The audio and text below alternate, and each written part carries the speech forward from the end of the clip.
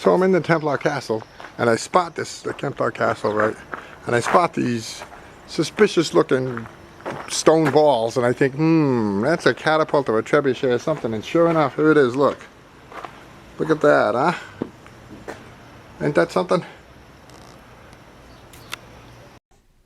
Greetings, Pilgrims. It's Will from stormthecastle.com. And this is episode 28 of my European pilgrimage. And in this episode, we take a look at an actual Knights Templar castle in northern Spain. It is the Ponferrada Castle. And it's really a Knights Templar castle. Well, it used to be. There are no more Knights Templar. And it is right on the pilgrimage route. You pass right through the city. And it was used for more than 100 years as a staging point for Knights Templar to protect pilgrims on the road. It goes all the way back to the 5th century. It was like the first beginnings of it.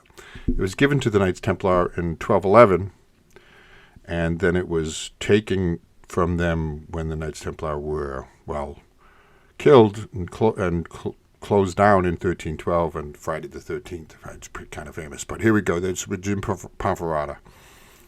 And this view is a view of the city of Ponferrada.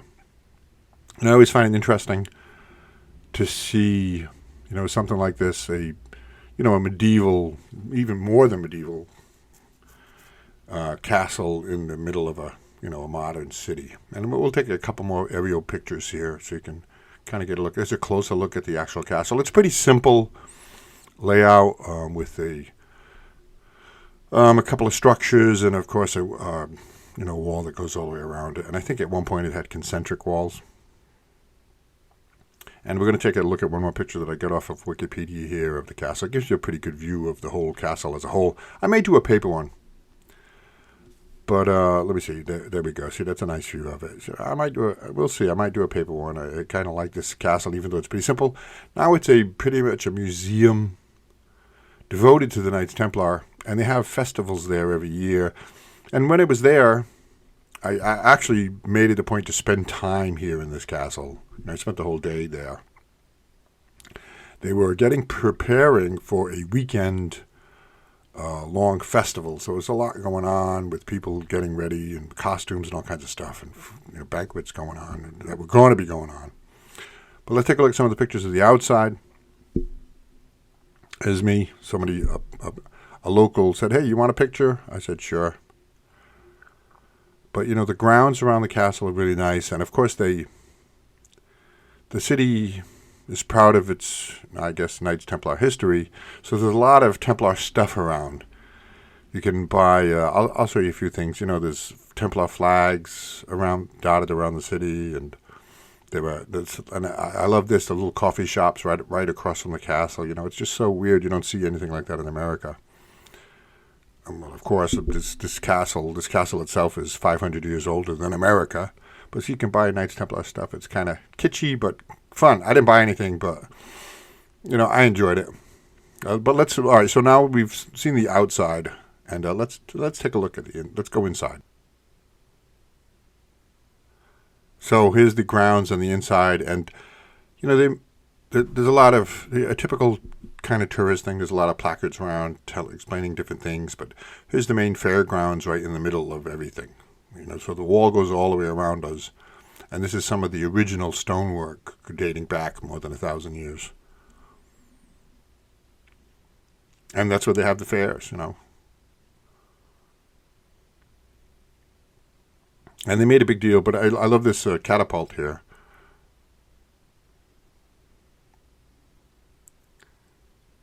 Maybe I'll make one of those too, based on this one. I've done that before. I think in Egypt, it was Egypt, where I ran into something called Saladin's catapult, and I ended up making a replica of that one. That was kind of fun. Was it Saladin's catapult or was it Saladin's mangonel? I forget. But there's a view of the city.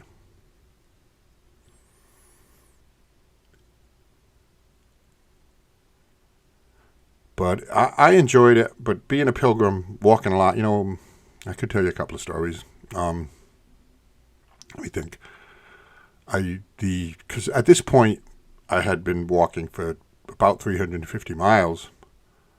So the other pilgrims, there was a sparsity of pilgrims.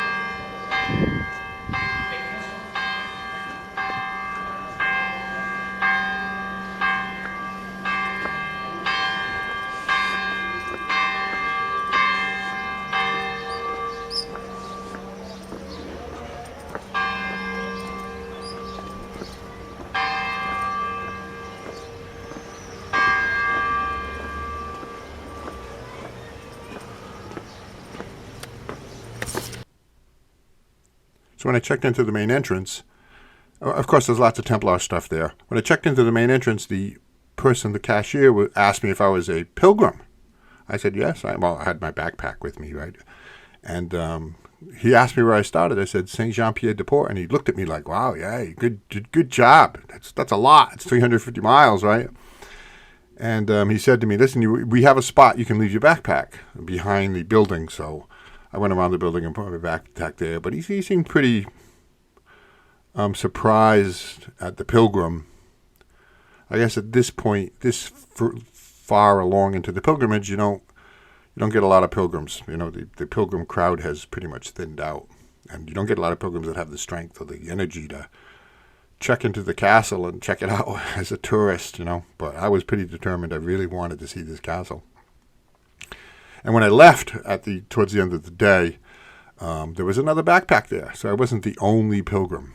But anyway, so the Templar library, which is the highlight of this castle, is on 2 floors. It's got a whole mess of really beautiful manuscripts and books, illuminated manuscripts. And this scene right here is right out of a movie.